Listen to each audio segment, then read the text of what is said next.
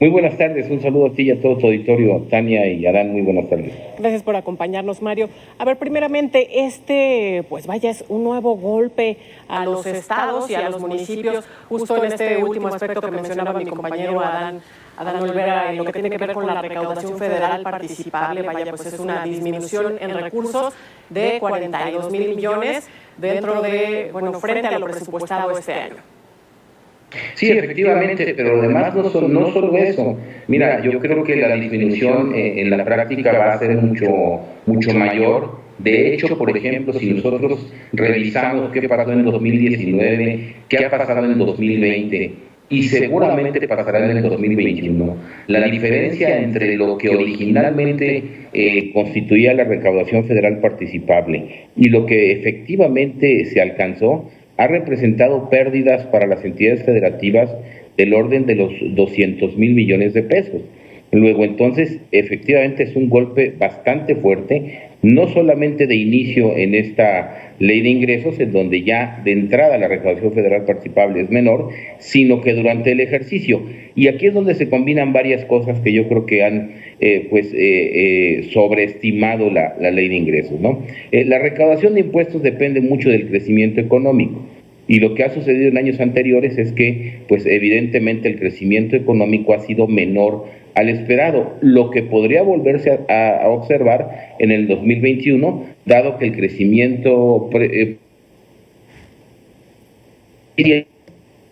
4,6% y las mejores estimaciones sitúan al crecimiento de la economía mexicana en un rango no mayor al 3,6%, lo que evidentemente generaría una mucho menor recaudación, ¿no? Y además creo que hay unos puntos que se contradicen en la ley de ingresos. Por ejemplo, la recaudación por el impuesto sobre la renta es de 1,9 billones de pesos.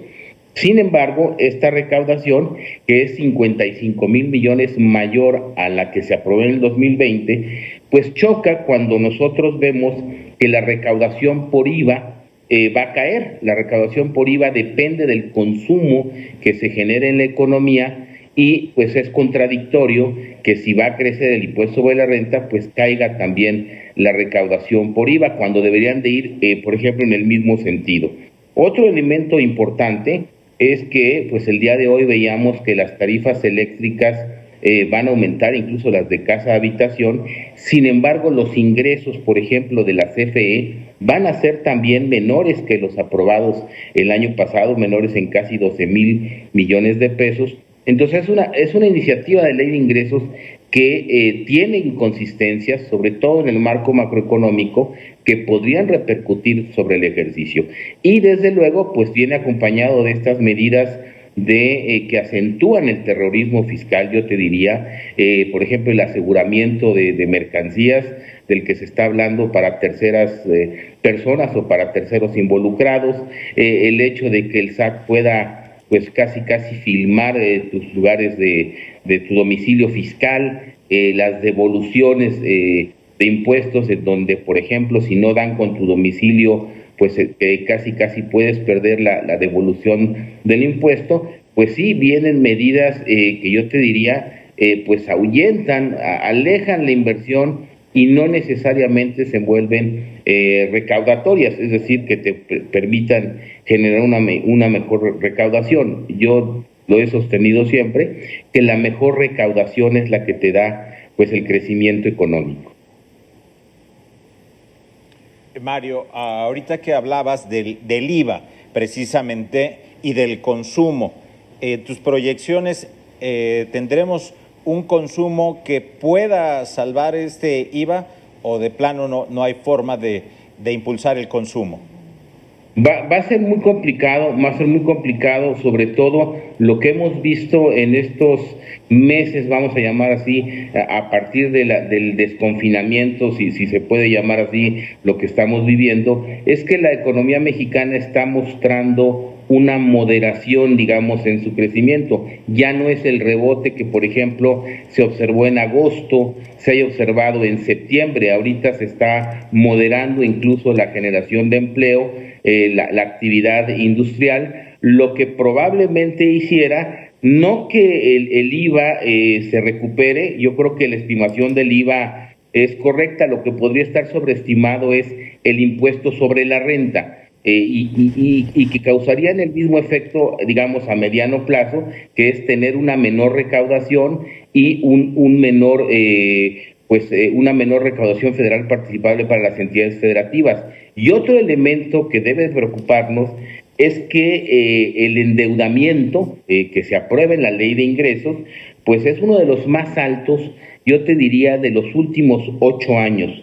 Hay un crecimiento en el endeudamiento de casi 30% con respecto a la ley de ingresos de 2020, es de 756,000 millones de pesos, y este es se convierte en el tercer componente o en la tercera fuente de ingresos más importante del gobierno en la ley de ingresos. Por ejemplo, tenemos como primer componente el ISR con 1.9 billones, el IVA con 978,000, y luego en tercer lugar viene el endeudamiento, e incluso el endeudamiento es mucho más alto, mucho más grande que los propios ingresos que se contemplan para Pemex o los propios ingresos que se contemplan para CFE, lo cual también es un muy mal mensaje, porque evidentemente sigue el crecimiento de la deuda como proporción del Producto Interno Bruto. Sí, en este mismo sentido que mencionabas en cuanto a la deuda, porque además, pues esta administración ha mantenido un mensaje contrario a endeudarse, sin embargo, pues ahora nos dan esta sorpresa. ¿Qué lectura le das justo en este contexto, pues de doble discurso, Mario? Mira, primero, pues evidentemente hay un doble discurso muy importante. La deuda se ha disparado como proporción del PIB a niveles por arriba del 60%. Nosotros en diciembre de 2018, la deuda total de la economía mexicana era de 10.8 billones de pesos. La deuda al mes de agosto anda sobre los 12 billones de pesos, un poquito más. Ha habido un endeudamiento neto en estos 20 meses de casi 1.5 billones, más pues lo que se acumule, digamos, en esta ley de ingresos. Yo creo que este endeudamiento pues es una muy mala política de gasto público, en donde pues evidentemente el gasto público no ha ayudado a la reactivación económica y en tal sentido, pues si no hay crecimiento económico, pues no hay recaudación.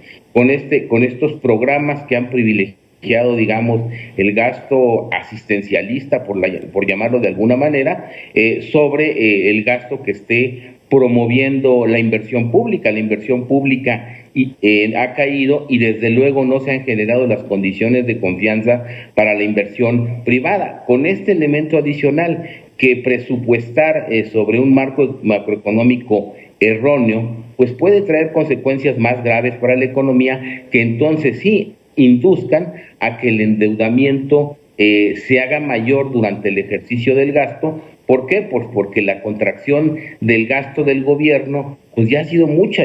Vemos que hay dependencias prácticamente ya en muy pocas posibilidades de una operación normal por esta contracción que ha habido del gasto público, y que además no ayuda, ¿no? Creo que estamos haciendo justo lo contrario a lo que están haciendo otros países, en donde se ha buscado, pues con una política de gasto más agresiva, reactivar la economía para que la recaudación también se reactive. Ojalá que los senadores pudieran revisar estos puntos, por ejemplo, porque al final del día terminamos endeudados.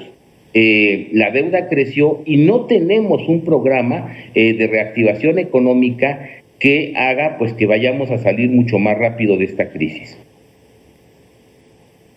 Mario, ahorita hablando de esto, el endeudamiento, y quien la van a pagar son las entidades federativas, los estados. Ayer ya veíamos a 10 que se están, pues, de alguna manera rebelando, por decirlo.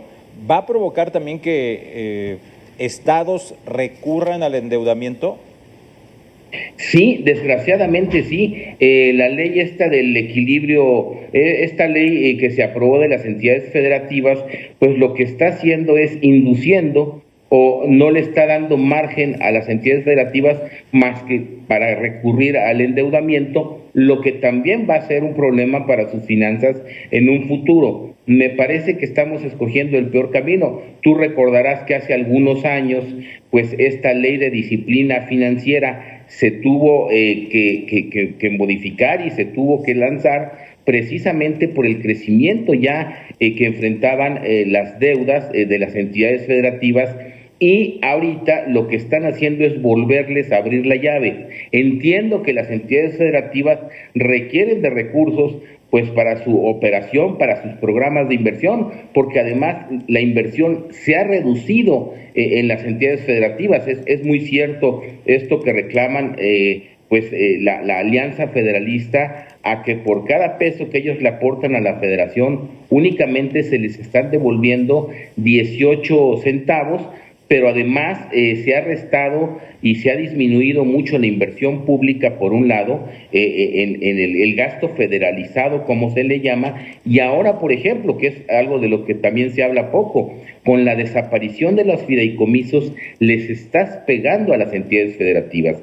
Todos los fondos que tenía CONACYT con las entidades federativas y que ascendían aproximadamente a 4,200 millones de pesos y que permitían potenciar la investigación, por ejemplo, y permitían potenciar estos 4,200 millones de pesos. O, por ejemplo, el fondo minero, que era un fondo para hacer infraestructura social, infraestructura pública en más de 250 municipios mineros en el país, que ahora no van a tener esto. Entonces, están golpeando a las entidades federativas, yo te diría, por varias partes, por el lado de las participaciones, por el lado del gasto federalizado, y ahora con esto de los fideicomisos, pues sí, no les está quedando más que a las entidades federativas recurrir a este endeudamiento, pues que los puede meter en problemas más adelante en sus finanzas públicas y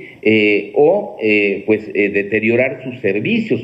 Ellos también tienen que otorgar servicios públicos, seguridad, infraestructura, alumbrado, es decir, lo mismo que hace el gobierno federal. Luego, entonces, sí me parece muy riesgoso. Yo lo que había mencionado es que independientemente que el pacto fiscal tenga que discutirse, era que para que, por ejemplo, este año se hubiesen tomado medidas emergentes para compensar esta caída de recursos de las entidades federativas. Un ejemplo que yo daba, va a haber excedentes de operación del Banco de México que van a ser entregados en el primer trimestre del próximo año al gobierno federal. Oye, de ahí debimos de haber guardado una partida precisamente para apoyar a las entidades federativas y no dejar el mal sabor de boca, que pues además todo mundo lo piensa, sí, que en un año electoral los están castigando de recursos. Mario, una disculpa que te tenga que interrumpir, pero tenemos pues una información en desarrollo justo en este momento. Te agradecemos estos minutos con Mega Noticias. Mario Di Constanzo, consultor financiero. Gracias por estar con nosotros. Al contrario, buenas tardes. Buenas tardes.